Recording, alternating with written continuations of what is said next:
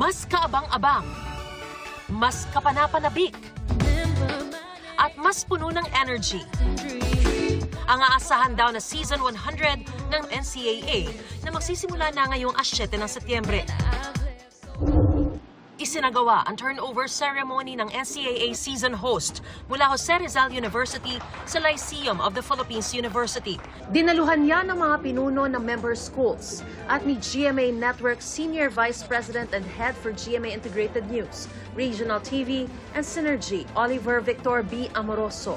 Season 100 ay to make it the most exciting season. Ang LPU ay ang pinakabata na school member ng NCAA.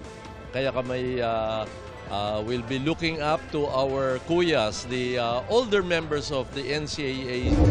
Lalo rin daw bubuksan ang kamalayan ng mga estudyante at publiko tungkol sa NCAA para lalong tangkilikin.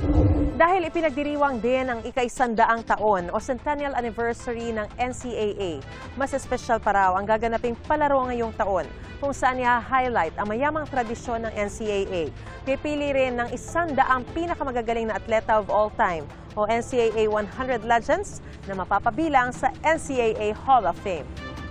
Maglulunsad din ang coffee table book at sa kauna-unahang pagkakataon, magdaraos din daw ng torch run ang mga member school. It is important that schools support the NCAA because schools are featured not only in terms of the extracurricular activities but how we can actually promote the development and nurturing of character as well as lifetime skills or lifelong skills that can be used by the youth when they become professionals.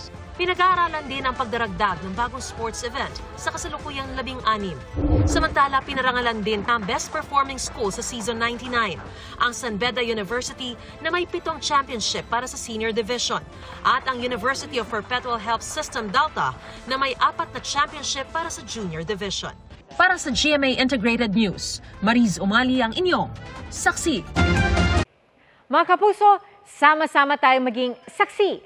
Mag-subscribe sa GMA Integrated News sa YouTube at para sa mga kapuso abroad, samahan niyo kami sa GMA Pinoy TV at sa www.gmanews.tv.